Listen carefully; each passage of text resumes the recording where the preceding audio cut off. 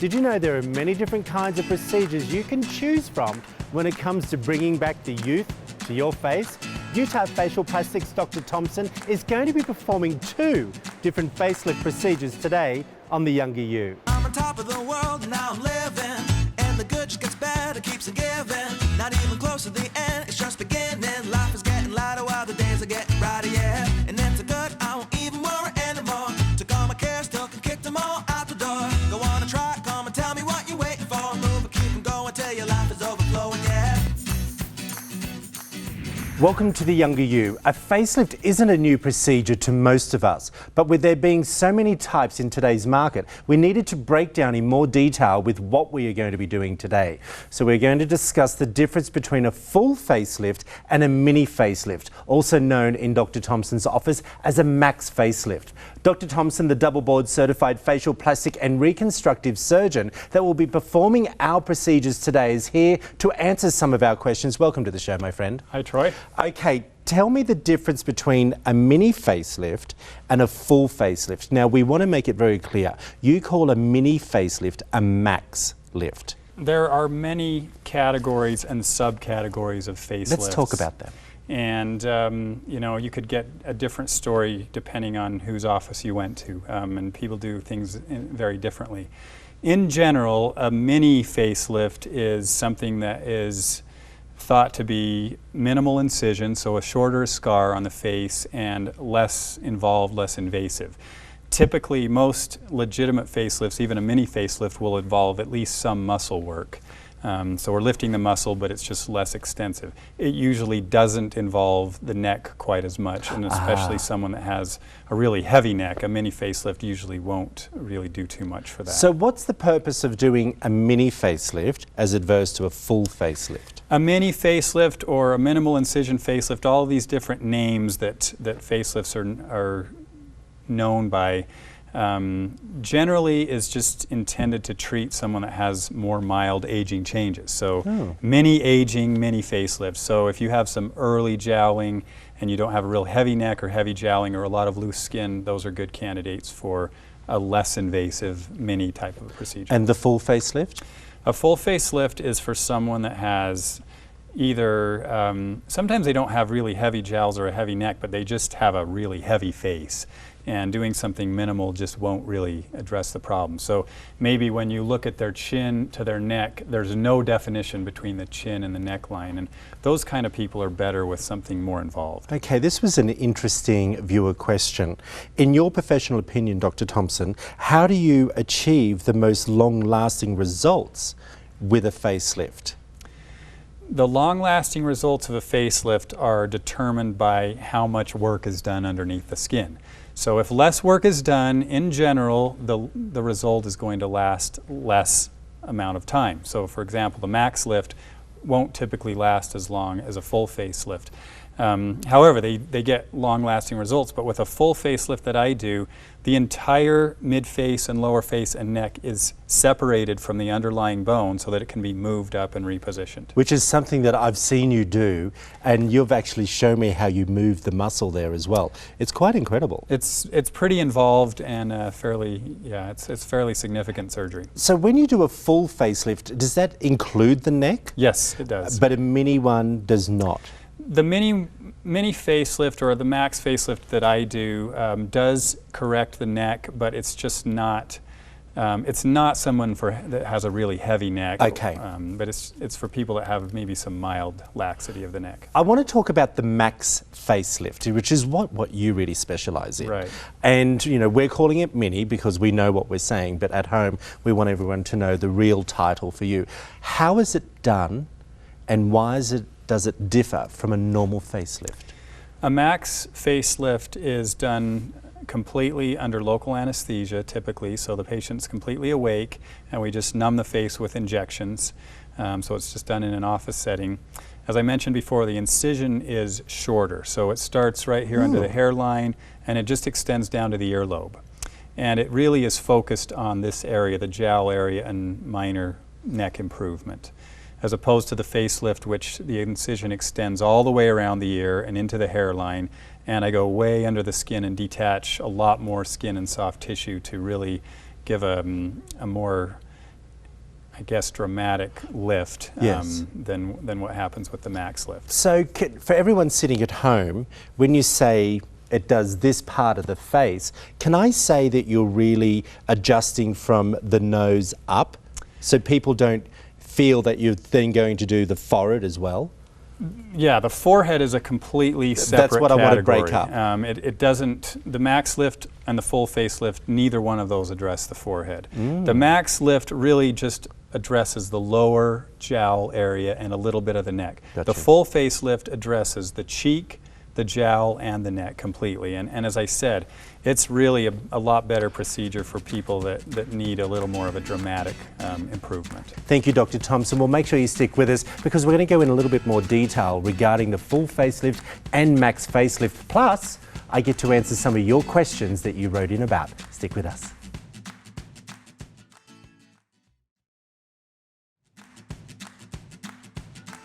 Like us on Facebook for updates on the show and how to join the Younger You conversation. More than 128,000 people had a facelift in America for 2014. However, that number is down from 2013. Dr. Thompson, I'm thinking to myself, is it because we no longer want to have facelifts, or are we just doing more work to begin with to put off the facelift? What do you think? My guess is that it's more that there might be some people that have bad results. Sometimes we see celebrities that we think, oh, that facelift was overdone, or their face doesn't look good. Or there have also been, there's kind of been an explosion of people doing facelifts and mini facelifts. And I've seen a lot of patients with bad scars or surgery that just doesn't look natural. And I think that would sometimes turn people off from having this type of surgery. And so I think it's just really important that you educate yourself very carefully before pursuing anything like this, because there is really good surgery out there, and there's surgery that looks natural, there's surgery that makes a huge correction and doesn't look like you've had something done surgically. And so it's important to kind of sift through all of that and figure it out in the process. But I think you're right, there are more injectables for sure happening. Yeah, preventative. Yeah. I'm all about preventative. Yeah. I'm a little bit scared to have the lift just yet, but I will. You know I will. I'm all about it. Are you ready for some of the viewer questions? Definitely. I love them. I think they're great. Dr. Thompson, I'm a guy in my mid-40s and might be considering having a facelift or some other type of rejuvenation. What would you suggest? I like to sit down with a patient one-on-one and kind of determine what their specific concerns are. Not everybody is ready for surgery. Maybe they don't need surgery, or maybe that just seems like a lot. If you've never done anything before, sometimes I recommend just doing something a little smaller to start with. I love that. Well, that's one thing you're known for, Dr. T, is not overdoing it. You're all about the consultation and education to begin with. That's what it's all about. Yeah, it's really important. Another one. I just turned 30 years old. What can I do to prevent or protect my face from aging prematurely? And you specialize in the skin on the face, so. Yeah, this is where all of the little things come into play. The Botox, the fillers, the injectables. People say, oh, I don't want to do that, it doesn't last forever. Guess what? If you do it on even a once a year basis, it will dramatically slow down the progression of the lines that develop. And then skincare, you know, we talked about. You and I always huge. talk about that. Yeah. And sunscreen. Sunscreen is part of skincare. Yeah, so. Okay, gotcha, because not everyone uses good skin cream, as you and I both know. One more question. My husband and I are the same age, yet he looks younger than me. Is there a medical explanation? I just say good genes, Darl, good genes. That's, you know, unfortunate that that's sometimes the case, and probably the number one factor there is genetics. Yeah. But then there is a big environmental factor as well. Course. If you spend a lot of time when you were a teenager in the sun, then you're more likely to age more quickly. If you're a smoker, you're going to age more quickly. All right, thank you so much. I think they're really good answers. Thank you. Well, it's time to meet Julie, our patient who received a max facelift. Let's take a look. I'm Julie Fosmark. I'm going to get the max facelift. I'm 54. Now, the note said you wanted to do some injectables at this. Yeah. Okay, what did you want to do? Botox and filler? Yeah, my mouth, and then I always have had this done, but I haven't for a long time. And then Okay, squint for me. Okay. I had seen the program before and I saw the max lift, And I just thought it was amazing, the less downtime and the difference it made. And I was just really intrigued with it. Yeah, I think it'll tighten your neck up a little bit. Like I told you, it's not primarily intended for the neck, but you don't have a really loose neck, so I think we'll get a good improvement. But yeah, right here I think is where the focus of our improvement's going to be, kind of like this a little bit. So. I was blessed with my mom's hereditary, and she had a lot of wrinkles and sagging early. And I always thought it was because she smoked, and I have never smoked in my life, and I probably have more wrinkles than she did at my age. So as I mentioned before, a lot of times with surgery I'll do some injectables. Sometimes it's Botox or filler. This case is Botox. This will paralyze these scowl muscles that create those vertical 11 lines. I've read all about the Facelift, and I watched it on the Younger You last year and taped it and watched it over and over and over and thought, oh, I would do that. So this is the lipo part, and it feels really weird, but probably won't hurt much at all. I think it's wonderful that people my age, 54, 55, 60, can have these procedures, because we still feel young inside. We still feel like we're 30 and we're running around playing with our grandkids, and we can maybe just look the way we feel inside. Swelling varies a little bit, but this is one where there typically isn't a lot of swelling. There will be some kind of over here on the sides where we were working. I see the outcome for me with the Facelift is just feeling a little bit more fresh, a little more rested, just a little bit overall younger. Closed captioning for The Younger You is brought to you by Mindful Medical. Before the break, we watched as Dr. Thompson performed a Max facelift. Shelley, our next patient, had a full facelift among some other procedures that we'll chat about later in the show.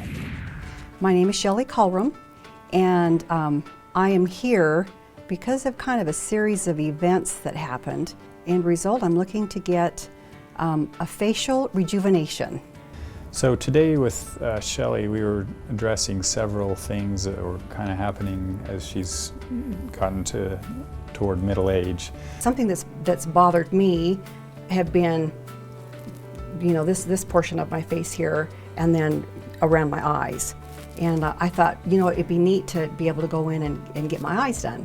We're going to be working on your upper eyelids to take some of this excess loose skin here, the lower eyelids, and mainly for that I'm going to be, you know, just getting rid of some of that puffiness is primarily what we're doing, is kind of moving some of that fat down a little bit so that you don't have that hollow under your eye anymore.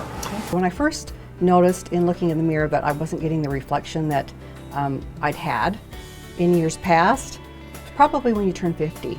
I think when you turn 50, you start to see a change. Working around the eyelids is a delicate operation. Certainly the eyes are obviously a very sensitive and important part of the body or organ, and so we have to be careful about nerves and blood vessels in that area. The skin is extremely thin, so we use very small stitches, and everything's done kind of on a smaller level than maybe other areas of the body. And then the last couple of years, I've really noticed that, you know, the reflection, and in pictures, I wasn't big on having pictures taken because I just wasn't seeing the person that I felt like. The upper eyelids are best approached through a small incision right in the crease of the eyelid, and it's right there, usually just a little extra skin that we're taking. To feel like I look, and this is so cliche, but I know a lot of women say this, but to feel like I look on the outside the way I feel on the inside. Because I've been a runner all my life, and always, you know, try to take care of myself, my body, with what I eat and what I do, and to not have that same reflection, you know, in my body, it feels good, but to not see it in my face, it started to bother me. The lower eyelids are a little bit more complicated because not only did we have a little bit of excess skin that we trimmed, but we also went after some of the fat compartment inside or underneath the skin. When I first mentioned it to my husband, he was excited. He was excited for me. You know, the thought of possibly having it done, having some work done on my face. but he was also very sweet. He said, you know, honey, he said, you were beautiful when we were young and married, and he said, and you're beautiful at your age now, and kind of left that decision up to me. He said, if you feel like you want to get that done, I support you. The lower eyelid is very vulnerable to downward pulling forces, and so we want to really try to leave that muscle layer as undisturbed as possible. I think men just look at it different. They look at it more as they're getting more character. And I'm getting character too, but I still want to just look younger. And I want to look like I feel, because I feel good. The lower eyelid incision has to be supported, the muscle has to be supported right to the orbital rim bone, otherwise it'll have a tendency to pull downward over time, and so we want to do everything we can to prevent that and to support the eyelid. I have to say, with just as of late, when I've gone out and I've kind of been looking into this just over intensely the last few weeks, and I've been looking online and looking at ladies that have gone in and their before and after pictures. I mean, they look amazing, and you know, how can you not get that feeling of feeling good again? So after we elevate the skin that's going to be redraped, I go and mark the deep muscle layer, the mass layer, and that's just marked according to what my plan is in terms of elevating the face. And so it has a couple of purposes. One is just to keep us in the anatomic area that we want, since I'm under the skin and I can't exactly see that. And then the other purpose is just so I know where some of the nerves are of the face that I need to look out for, and it's mainly just to help me with the anatomy. You know, as far as how people feel on the stigma with cosmetic surgery, I think it's evolving. I think it's going to change because, for one thing, we're living longer, and in living longer, you know, we're going to be older longer. It's changing, and I think hopefully the stigma will go down. I just think it's an individual thing. It's got to be something that you're willing to do, because it is a big decision. It is. So it's got to be, you know, just what you feel good with.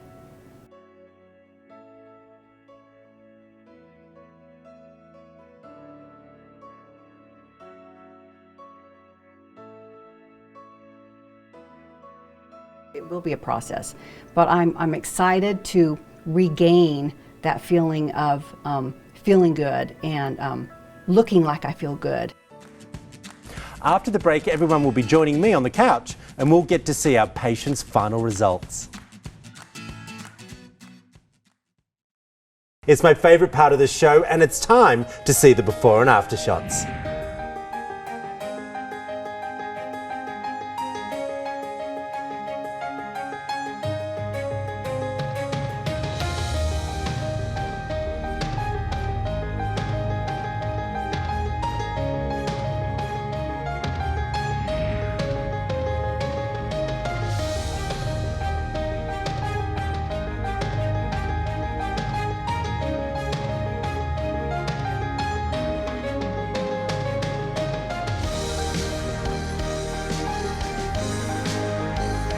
Okay, girls, you look amazing. Julie, how do you feel? Great. Do Great. you? Yes. I remember when we were having the conversation in the hotel room when we had our pre-consultations, and you weren't there, Dr. Thompson, but you brought your girlfriend with you. Uh-huh. And she was supporting you. Yes. Has she supported you throughout this whole process? Gosh, yes. And yes. does she think that, because she said to me she wouldn't mind having something done. Uh-huh. How does she feel now? There's so much out there that we're just constantly Yes. watching your show and looking at all the different procedures and what's out there. And What can be done? Yes, it's so much fun. It's a never-ending minefield, isn't it? It is. How do you feel, my darling? I feel great. You look gorgeous. It was the best thing I've ever done. Really? It was wonderful. Dr. Thompson, we were talking off camera about self-confidence, and women and men have these procedures because they're feeling self-conscious. You actually had a good point about that. These people are very self-confident. It's more that they're looking in the mirror and just saying, wow, this is not me. This is not how I feel. I never had this loose neck skin. I also always had a nice jawline. And so it's more about saying, well, that's not the me that I'm used to looking at, and I want to try to get back to that person, at least to some extent. Is that how you felt? Yes, yeah, I did. And then we talked about in the pre-interview before I had it done that my brother had mentioned I looked like my mom did in her 70s, and I was like, oh no. And I think I remember saying, is he going to write a check for you to have all this done? Exactly. And his answer was no. And what does he think? Now, he was the one, he didn't suggest have something done. No, he just but said he was I implying, had my mom's skin and that I looked a lot older than I am. And how did you feel about that? He's just being honest. And when he said that, I just thought, oh. And then I saw the segment last year on the Max Facelift, and it wasn't the go under the knife, out and that. And so I saw it and I thought, well, why not? Why not try it? Dr. Thompson, I just want to say, while the two ladies are here with us, why did you choose a Max Facelift and then a full facelift? What's the difference for you? For Julie, really her main issue was just she was starting to kind of get some loose extra jowling skin around the mouth and along the jawline a little bit. The neck was pretty clean for the most part, and so I felt that those were the main things that we needed to address. And of course, everyone's interested in doing the least invasive procedure possible. And so I thought the Max Facelift would be a great fit for Julie. And for Shelley, she had a lot done. Well, she had more. She wasn't someone that I looked at and said, "Whoa, you look like you're in your 70s." Not at all. Yeah. She just had some issues, for example, under her eyes, where it was looking really hollow and making her look tired. That would be very difficult to address with just a Max lift. Did you do upper and lower? We did a little bit of upper, a little bit of lower, and face. And so when I lift the whole mid-face area and lower face, it's much more achievable to get a great result of the lower eyelids. And we can see that when we look at her photos. This is where she really looked tired. And so lifting up the cheek and the lower face helped to support that lower eyelid. All right, girls. I want to ask you both, what else would you have done? I'd have my love handles sucked out. Oh, you'd have liposuction. Yeah. Would you? But you know you're going to have it sucked out of there and popped up here. Well, why didn't you tell me sooner? Well, we could do that. What about you? You know, I don't know that I do anything. I mean, I'm pretty content with what I've had done. Well, you've got a great little figure, my friend. Well, thank you. You do look good. You. You've got well-toned arms, and now you say you're in your 50s. I think you look amazing. Good, thank you. That's the result I was looking for. I love the fact that you can have these things done safely, professionally, and that you are educated whilst you are having it done as well, and that you do the research for you. I think that is the most important thing. And women your age are sitting at home watching you thinking, if they can do it, I can do it. You know, and this is why when we bring you in here and you have all your interviews, that we ask you questions about your private life and why you're wanting to do it. Are you feeling insecure? Because they're questions that people want to know at home. So thank you so much. We truly appreciate it. I think you both look stunning. And Dr. Thompson, again, incredible work. Thank you. You know we think you're incredible. My pleasure. Well, today we met two beautiful ladies who had facelifts for their own personal reasons. If you feel that you could use a little freshening up, perhaps one of these procedures is for you. But remember, beauty does start from within. For more information about the show or Dr. Thompson at Utah Facial Plastics, visit our website at theyoungeryou.tv, and I'll see you next week. Coming up next week on The Younger You, we'll get to see how pregnancy can affect venous disease and watch as Dr. Nasbitt helps remove Shannon's varicose veins. All right, let's clear it up. What are varicose veins to begin with?